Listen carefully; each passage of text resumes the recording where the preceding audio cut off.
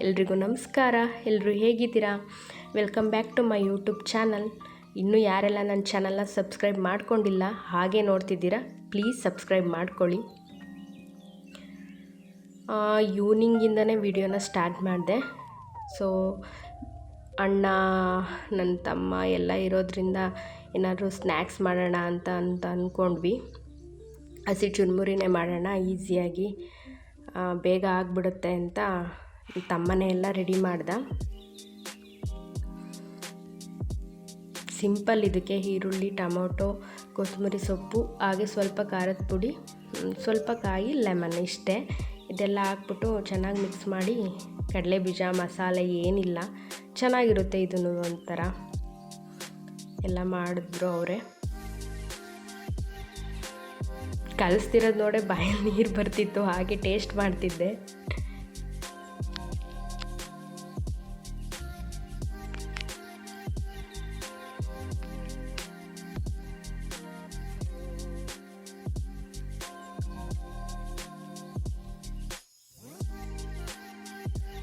ಮೂರು ಜನನೂ ಹಾಕ್ಕೊಂಡು ತಿಂದ್ವಿ. ಇದು ಬೇಗ ಮೆತ್ತಗಾಗ್ಬಿಡುತ್ತೆ, ಅದೇ ಬೇಜಾರು. ಆಮೇಲೆ ತಿನ್ನೋಕ್ಕಾಗಲ್ಲ. ಸೊ ಹಾಗೆ ಕಾಫಿನೂ ಮಾಡ್ಕೊಂಡು ಕುಡಿದ್ವಿ.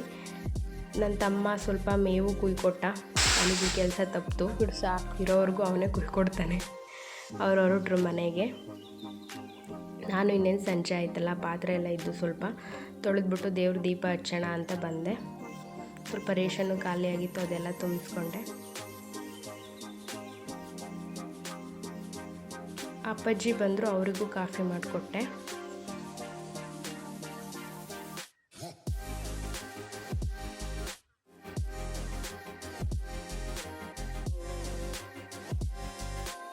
ಹಾಗೆ ಅತ್ತೆ ಮನೆಯಿಂದ ಸ್ವಲ್ಪ ಸ್ವೀಟ್ ಕೊಟ್ಟು ಕಳಿಸಿದ್ರು ನಮ್ಮ ಅತ್ತೆ. ಅದು ಎಲ್ಲ ತಿಂದು, ಪಾತ್ರೆ ಎಲ್ಲ ತೊಳೆದಿಟ್ಟಿದ್ದೆಲ್ಲ ನೀರೆಲ್ಲ ಡ್ರೈ ಆಗಿತ್ತು, ಅವನ್ನೆಲ್ಲ ಜೋಡಿಸ್ದೆ. ಹಾಗೆ ಸ್ವಲ್ಪ ಕೆನೆ ಇತ್ತು, ಅದನ್ನು ಬೆಣ್ಣೆ ತೆಗೆದೆ.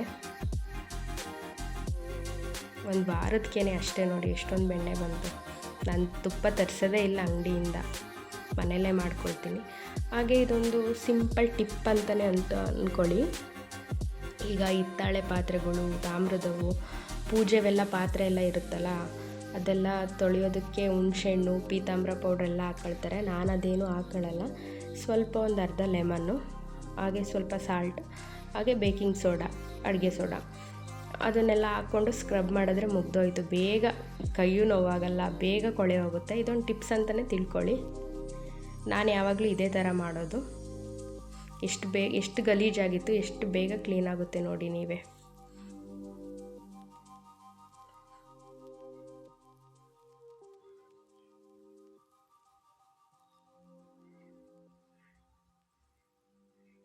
ಎಷ್ಟು ನೀಟಾಯಿತು. ಅದು ಸ್ವಲ್ಪ ಚಿಕ್ಕ ಇದೆಯಲ್ಲ, ಸ್ವಲ್ಪ ಸಬೀನ ಏನಾದ್ರು ಇರುತ್ತಲ್ಲ, ಅದು ಹಾಕೊಂಡು ತೊಳೆದ್ಬಿಟ್ರೆ ಅದು ಹೋಗ್ಬಿಡುತ್ತೆ,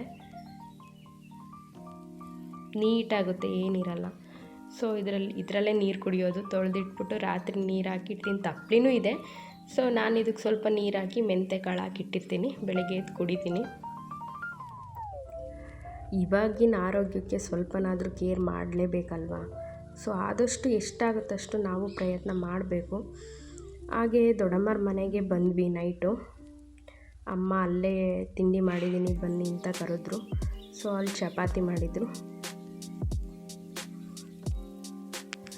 ಅಲ್ಲೇ ಊಟ ಎಲ್ಲ ಮುಗಿಸಿ ಅಣ್ಣರ ಜೊತೆ ಎಲ್ಲ ಸ್ವಲ್ಪ ಹೊತ್ತು ಮಾತು ಹೊಡೆದು ಅಲ್ಲೇ ಮಲ್ಕೊಂಡ್ವಿ. ಫೈನಲಿ ಇನ್ನೇನು ಕತ್ಲೆ ಆಗಿತ್ತಲ್ಲ, ಅಷ್ಟೊತ್ತಲ್ಲಿ ಮನೆಗೆ ಇನ್ನೇನು ಬರೋದು ಅಂತ ಅಲ್ಲೇ ಉಳ್ಕೊಂಡ್ವಿ. ಬೆಳಗ್ಗೆ ಎದ್ದು ಬೇಗ ಬಂದರೆ ಆಗುತ್ತೆ ಅಂತ.